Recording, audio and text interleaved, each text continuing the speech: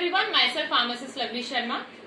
Due to the increment in the COVID cases, there are many people surrounding us who are unable to get the medical facilities. Fever has become common और terror बढ़ता जा रहा है, fear लोगों के अंदर बढ़ता जा रहा है। बट पैनिक नहीं होना है बिल्कुल भी। आपको माइंड में ये रखना है कि अगर कई पॉजिटिव केसेस हैं तो कुछ लोग पॉजिटिव होने के बावजूद भी ठीक होकर अपने घर नेगेटिव रिपोर्ट के साथ जा चुके हैं। तो पैनिक बिल्कुल नहीं होना है। कुछ लोगों के मन में ये है कि क्या कहीं मुझे कोरोना तो नहीं हो गया, क्या कहीं मुझे कोरोना टेस्ट कराने की जरूरत तो नहीं है। तो मैं आपको बता दूं, अभी तक कोविड का कोई भी स्पेसिफिक ट्रीटमेंट हमारे पास नहीं है। जो भी ट्रीटमेंट कोविड पेशेंट्स को दिए जा रहे हैं वो सिम्टोमेटिक बेसिस पर दिए जा रहे हैं। जिस टाइप का सिम्टम है उसको ओवरकम करने के लिए वो ट्रीटमेंट दिया जा रहा है कोविड पेशेंट्स को।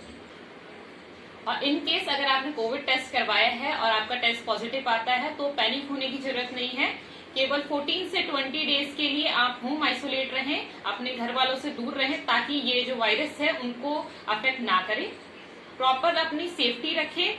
प्रिकॉशंस सभी को लेने हैं, like mask, sanitiser, gloves use करना है। सैनिटाइजर अगर आप हैंड वॉश सैनिटाइजर यूज कर रहे हैं तो आपको उसको अच्छी तरीके से यूज करना है। अपने हाथों को लेकर के अच्छी तरीके से उसको इस तरीके से रब करके पूरा कोई भी पार्ट आपका हाथ का नहीं रहना चाहिए अनसैनिटाइज, उसको प्रॉपरली सैनिटाइज कर लें। अगर आप मास्क यूज कर रहे हैं, क्या अगर आप सर्जिकल मास्क यूज कर रहे हैं या फिर आप N95 मास्क यूज कर रहे हैं, कोई भी मास्क आप यूज करें, नो प्रॉब्लम, बट उसको यूज करने का तरीका आपको अच्छे से पता होना चाहिए। अगर आप मास्क यूज करते हैं तो प्रॉपरली आपके नोज से वो कवर रहना चाहिए, आपका पूरा माउथ कवर रहना चाहिए।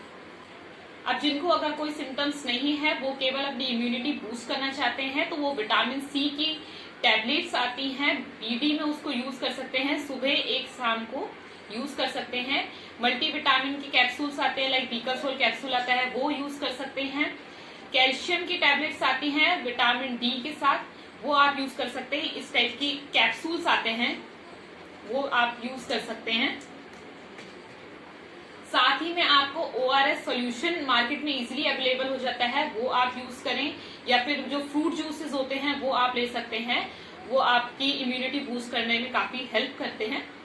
अब बात करते हैं उन लोगों की जिनको कोई सिम्टम्स है या जिनको फीवर है, तो वो नॉर्मल फीवर वाले लोग नॉर्मली पैरासीटामोल टैबलेट यूज कर सकते हैं सुबह, दोपहर, शाम। अगर इसको लेने के बाद भी आपका फीवर कम नहीं होता है तो किसी भी क्लोथ को या टॉवल को गीला करके अपने बॉडी पे आपको रब करना है ताकि आपका जो टेम्परेचर है वो डाउन हो जाए। साथ ही अगर आपको कफ है तो आप उसके लिए ये टैबलेट एक आती है, लीकअप टैबलेट, आप यूज कर सकते हैं। सुबह शाम लेनी होती है। साथ ही मॉन्टेक LC करके टैबलेट आती है, वो आप यूज कर सकते हैं, एक टैबलेट रात में।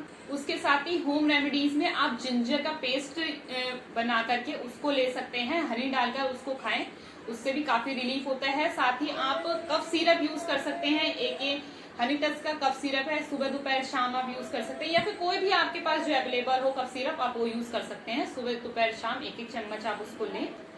अगर उसके साथ आपको गले में कोई दिक्कत है तो सिंपल एजिथ्रोमाइसिन टैबलेट 250 mg में आती है, ये आप इजीली अवेलेबल रहती है, ये आप यूज कर सकते हैं। सुबह शाम टैबलेट लेनी होती है, आप उसे यूज करें।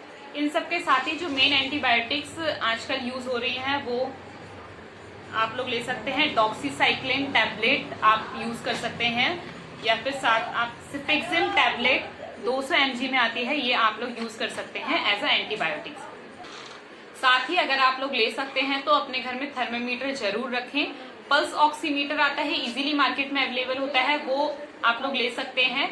जो आपका ऑक्सीजन लेवल होता है आपकी बॉडी का वो बताता है। नॉर्मल जो ऑक्सीजन लेवल होता है बॉडी का वो 90 से ऊपर रहना चाहिए। अगर आपका ऑक्सीजन लेवल 90 से नीचे है, अगर आपको सांस लेने में दिक्कत हो रही है तो टेम्पररी बेसिस पे आप लोग ये यूज कर सकते हैं। मैं आपको बता रही हूँ, ये एक नेबुलाइजर मशीन है जो जिनके घरों में बेबीज होते हैं वह ये ज्यादातर अवेलेबल रहती है, वो लोग ज्यादातर अपने पास रखना है। कुछ नहीं करना है आपको, इस मशीन को इस तरीके से यूज करना है। मैं आपको बताती हूँ, ये सिंपली आप इसका जो ये पाइप है, इसको आप यहाँ पे इस तरीके से लगाएंगे। इस तरीके से आपको इसे यूज करना है।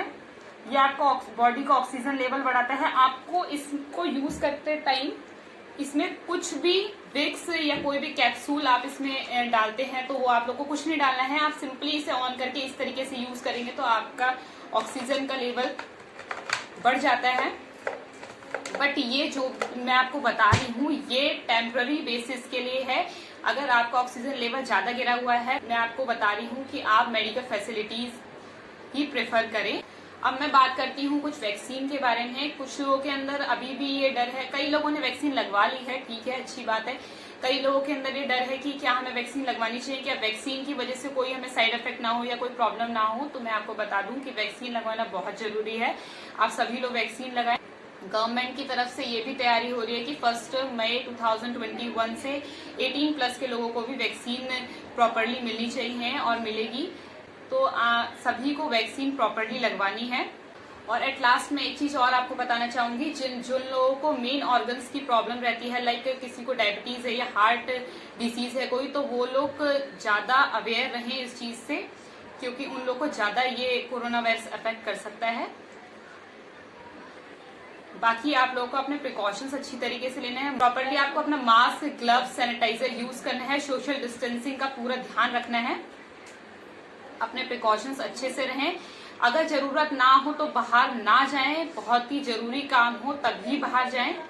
प्रॉपरली सेफ रहें और अपने घर वालों को भी सेफ रखें। Thank you.